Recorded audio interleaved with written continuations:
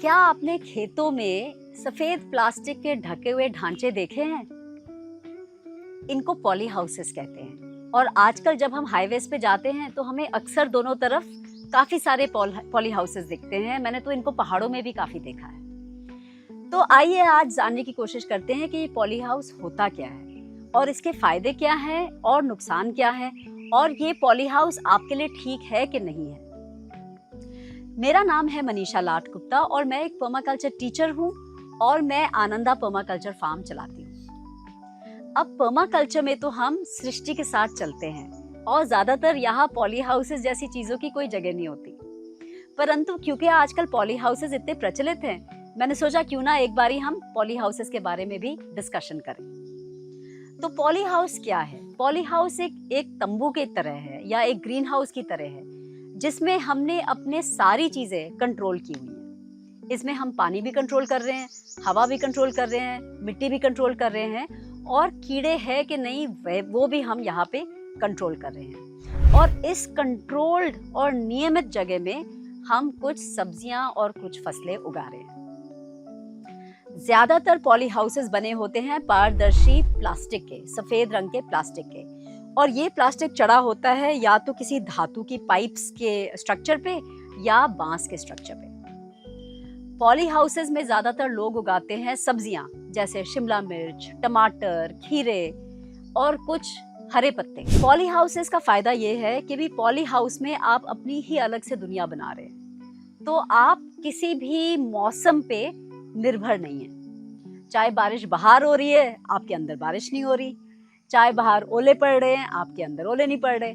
तो इस तरह से आपने एक अपनी अलग से दुनिया बना ली है।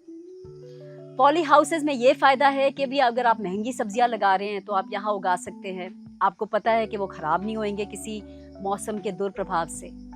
ये सब्जियां आप बेमौसमी मौसम में भी लगा सकते हैं क्योंकि पॉली हाउस में आप थोड़ा टेम्परेचर कंट्रोल कर सकते हैं। तो इससे आपको फायदा क्या होता है कि आप बाजार में अपनी सब्जी लेके पहले पहुंच सकते हैं बाकी लोगों से और आपको ज्यादा इसके लिए दाम मिल सकता है।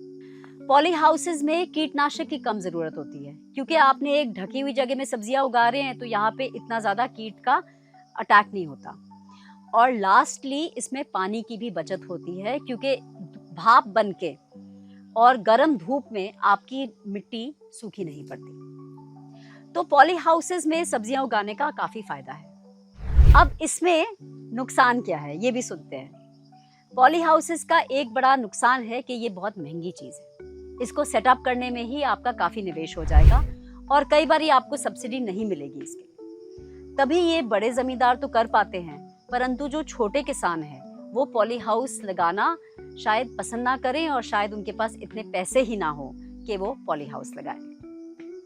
दूसरी चीज, पॉली हाउस में खेती करने के लिए आपको तकनीकी नो हाउ चाहिए। आप ये मत समझिएगा कि कोई भी इसको सेटअप करके चला सकता है, क्योंकि अगर इसमें ये संतुलन आपका बिगड़ गया, जैसे इसमें बहुत ज्यादा नमी हो गई, तो आपके यहाँ फंगस ही फंगस हो जाएगी। और अगर आपको इसमें कुछ टेम्परेचर या कुछ तापमान बना के रखना है तो आपको उसकी तकनीकी आपको नॉलेज होनी चाहिए कि इसमें हमने कैसे इसका संतुलन बना के रखना है। पॉली हाउस में मेंटेनेंस भी बहुत जरूरी होती है। ये जो आपके प्लास्टिक की कपड़े हैं, जो इसका प्लास्टिक का कवर है, वो कई बार फट जाएगा, टूट जाएगा, हवा आंधी में वो उड़ जाएगा, तो इसमें खर्चा और नुकसान भी काफी हो सकता है। तभी पॉली हाउसेस हर जगह काम नहीं करते। कुछ जगह कुछ माहौलों में ये अच्छा चलता है और कई जगह ये अच्छा नहीं भी चलता। अब पॉली हाउस में क्या चिंताएं हैं? पहले तो इसमें प्लास्टिक बहुत है और जब भी आपका पॉली हाउस फटेगा तो ये प्लास्टिक और कुछ नहीं बट एक प्रदूषण बन जाएगा। आपने उसको कहीं जाके गिर देना है और वो वहां पे सालों साल खत्म नहीं होएगा, वहां ही पड़ा रहेगा। दूसरी प्रॉब्लम इसकी ये है कि इसको चलाने में कई बार आपको पंखा या हवा चलानी पड़ती है इसमें, और उसके लिए आपको बिजली का खर्च चाहिए। तो जहां भी आप इतना सारा बिजली इस्तेमाल कर रहे हैं वो जगह कभी भी सस्टेनेबल नहीं हो सकती, क्योंकि अगर आपकी बिजली बंद होगी किसी कारण तो आपका पूरा पॉली हाउस का सिस्टम ही ठप हो जाएगा। और जैसे मैंने पहले बताया कि ये महंगी चीज है, तो छोटे किसान तो इसको कर नहीं पाएंगे। केवल बड़े जमींदार जिनके पास बहुत पैसा है वही पॉली हाउसेस लगा पाएंगे। तो पॉली हाउस एक ऐसी चीज है जो आप सोच सकते हैं वो आपके लिए ठीक है कि नहीं, परंतु ये कुदरती उपाय नहीं है। पर्मा कल्चर में हम वो करने की कोशिश करते हैं जो हम बिना किसी निवेश के, बिना किसी बिजली के, बिना कहीं और से पानी लाए, बिना कोई महंगे बीज के, कोई बिल्कुल ही ऐसी खेती जो अपने आप ही चलती हो, हमारे बिना निवेश और बिना मेहनत के, हम वो करने की कोशिश करते हैं। सो एक तरह से जो पॉली हाउसेस हैं ये पर्मा कल्चर के विपरीत हैं, पर्मा कल्चर के साथ नहीं है। पर कई बारी जलवायु के बदलाव के कारण कई जगह, कई प्रदेशों में अब हम नॉर्मल खेती कर ही नहीं सकते, और वहां मैं समझती हूँ कि आप शायद पॉली हाउस लगाना चाहें। तो अगर आपने पॉली हाउस के साथ कुछ एक्सपेरिमेंट किया है, कुछ प्रयोग किया है, या आप आज पॉली हाउसेस में खेती करते हैं, तो आप ज़रूर कमेंट्स में हमें बताइए कि आपका अनुभव कैसे रहा है।